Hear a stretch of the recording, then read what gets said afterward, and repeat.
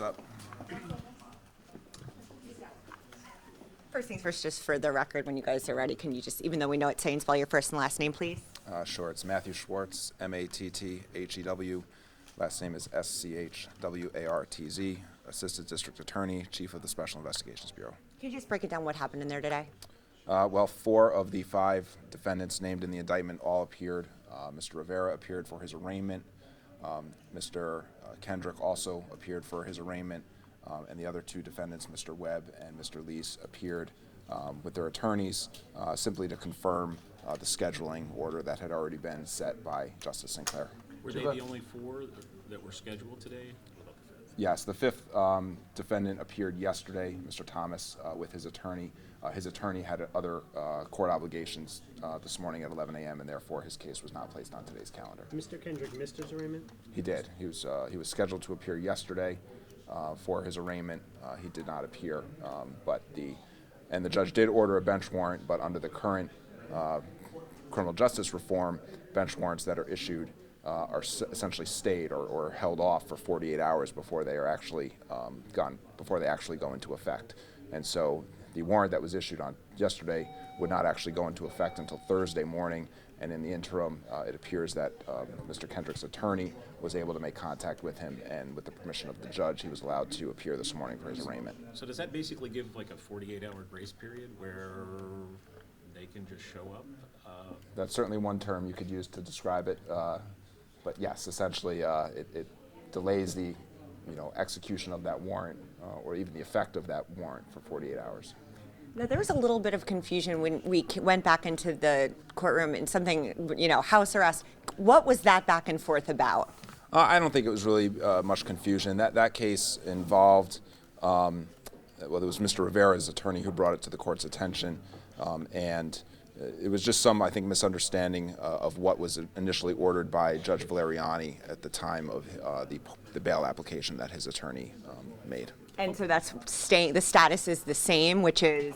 Yes, the status is the same. Mr. Rivera obviously remains out of custody. He is what we call released to pretrial services. In other words, he has restrictions, including making contact on a regular basis with pretrial services and following other conditions set by them or the court. But he can go get his license today? Presumably, yes. How do you feel about that? Well, I have a lot of feelings about the criminal justice reform. I don't know that this is necessarily the forum to discuss them. There's obviously a lot of concerns about some of the reforms that were passed, and I certainly hope that there will be additional discussions between law enforcement, the courts, and the legislature. Any reassurance from the fact that Mr. Rivera did show up today? No, not specifically. It certainly doesn't change my opinion as it relates to the bail reform and the criminal justice reform in general. But again, I don't know that this is necessarily the forum to discuss that. What sort of fallout could there be, though, if you show up to prosecute a case, the defendant doesn't show up, but then there are lawyers who are going to have to change their schedules, I would imagine, to accommodate. Perhaps it's a lot more complicated than that. There are certainly situations where the case can proceed even in the defendant's absence, provided certain notifications or warnings have been given to the defendant ahead of time. Let's hope it doesn't come to that, obviously, but there are circumstances or situations that allow for a case to continue even in the defendant's absence. The multiple defendants coming in today, is this sort of a glimpse at the scope of the operation in which Mr. Rivera is being prosecuted? Well, I'll just simply say that Tyquan Rivera is currently alleged to have sold narcotics to undercover police officers on 3 separate dates. He's alleged to have engaged in behavior constituting conspiracy between approximately October 7th and December 19th. And then he's also alleged to have possessed narcotics at the time of his arrest on December 19th. So I'll simply let the allegations speak for themselves. Is this a sizable drug enterprise? Well, it was certainly a sizable investigation. I'll leave it to you to characterize it as you wish, but it spanned the course of several months. There were obviously, as you've seen now, 5 individuals arrested in connection with this investigation, and again, I think the allegations speak for themselves. 3 others who were here as co-defendants today, just want to clarify. Correct. So where do you hope this goes? What do you hope happens? I simply hope that the appropriate responsibility is is had, by the individuals involved. Obviously I recognize that currently they are just simply allegations, but, the people are confident that should we need to prove this case, beyond a reasonable doubt to a judge or jury, we will do that. And at the end of the day, I hope that, the individuals responsible for this conduct will be held accountable. Do you feel they're dangerous to the public?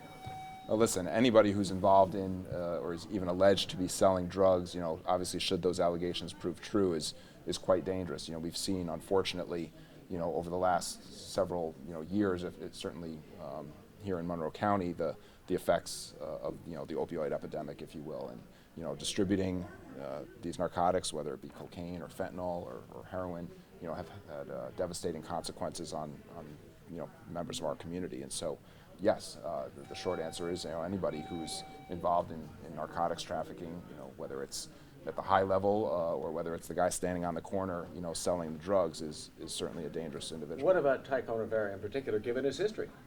Well, his history speaks for itself, and I'm not going to comment on that. I know I have at prior court appearances. His history is relevant to this case only in that it has a particular impact on the potential sentence that he faces if he's convicted of any of the current allegations. Right now in this indictment, he's facing allegations related to narcotics trafficking, whether it be possession or sales of narcotics. And so, that in and of itself those in and of themselves are dangerous allegations. And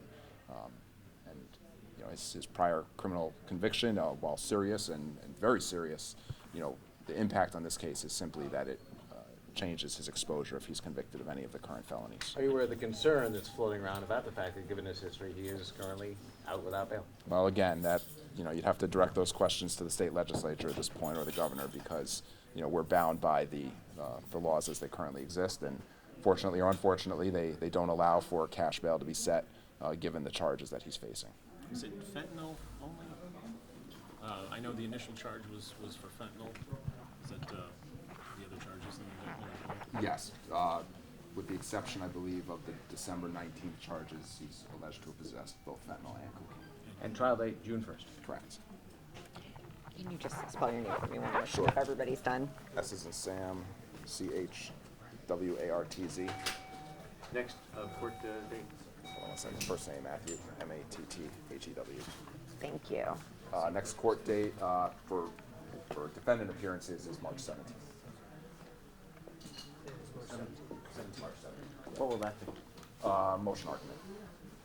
For all All five. five. Yep. And he faces again